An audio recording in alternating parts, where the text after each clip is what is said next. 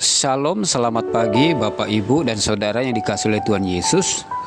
Renungan kita pagi hari ini diambil dari Injil Yohanes pasal 8 ayat 36. Jadi apabila anak itu memerdekakan kamu, kamu pun benar-benar merdeka. Hidup dalam kemerdekaan adalah dambaan semua orang. Tidak ada seorang pun di antara kita yang mau hidup dalam keterikatan. Kita ingin bebas dari semua belenggu kehidupan yang membuat kita tidak merasakan kemerdekaan. Renungan kita hari ini dengan judul Benar-benar Merdeka.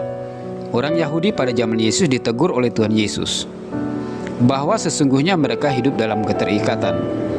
Mereka merasa diri mereka sebagai keturunan Abraham dan menjalani hidup dengan aturan-aturan Taurat sudah menjadi orang yang merdeka. Padahal Tuhan Yesus menilai mereka masih diperhamba oleh dosa dan belum sepenuhnya merdeka. Menjadi orang Kristen pun tidak bebas dari keterikatan.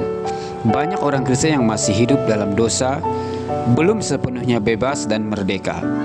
Ayat-ayat Alkitab di Perjanjian Baru mengajarkan kepada kita bahaya hidup dalam dosa dan keterikatan sebagai orang Kristen.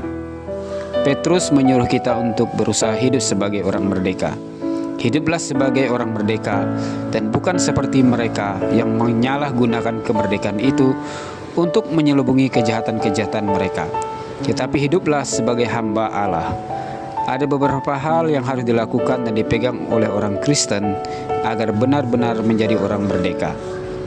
Pertama, datang kepada Yesus. Hanya Tuhan Yesus yang menjamin kemerdekaan sejati. Datang kepada Yesus adalah mutlak dan harus, sebab Tuhan Yesus adalah pembebas. Dia akan menjadikan kita benar-benar merdeka. Di luar Yesus tidak ada kemerdekaan sejati. Jadi apabila anak itu memerdekakan kamu, kamu pun benar-benar merdeka. Tuhan Yesus memanggil kita dan mengundang kita untuk hidup merdeka. Marilah kepadaku semua yang letih lesu dan berbeban berat. Aku akan memberikan kelegaan kepadamu. Pikulah kuk yang kupasang dan belajarlah kepadaku, karena aku lemah lembut dan rendah hati, dan jiwamu akan mendapat ketenangan. Matius 11 ayat 28-29. Kedua, tidak tinggal dalam kesenangan dosa. Perbuatan dosa kedengarannya memang menyeramkan, tetapi banyak di antara kita melakukan perbuatan berdosa adalah sebuah kesenangan. Bahkan kita mungkin terlalu betah untuk melakukan perbuatan berdosa. Kata Yesus kepada mereka, aku berkata kepadamu, sesungguhnya setiap orang yang berbuat dosa adalah hamba dosa. Yohanes 8 ayat 34. Setiap orang yang hidup dalam dosa bukanlah orang merdeka. Mereka adalah budak dosa. Dosa yang memperbudak mereka akan membawa mereka kepada kebinasaan apabila mereka tidak bertobat. Tetapi sekarang setelah kamu dimerdekakan dari dosa, dan setelah kamu menjadi hamba Allah, kamu beroleh buah yang membawa kamu kepada pengudusan, dan sebagai kesudahannya ialah hidup yang kekal. Roma 6 ayat 22. Hidup yang kekal adalah dambaan semua orang, apalagi orang Kristen. Kita memiliki jaminan di dalam Tuhan Yesus untuk memperoleh hidup yang kekal. Hidup yang kekal hanya dimiliki oleh mereka yang sudah dimerdekakan di dalam Tuhan Yesus dan yang tidak tinggal terus dalam kubangan dosa.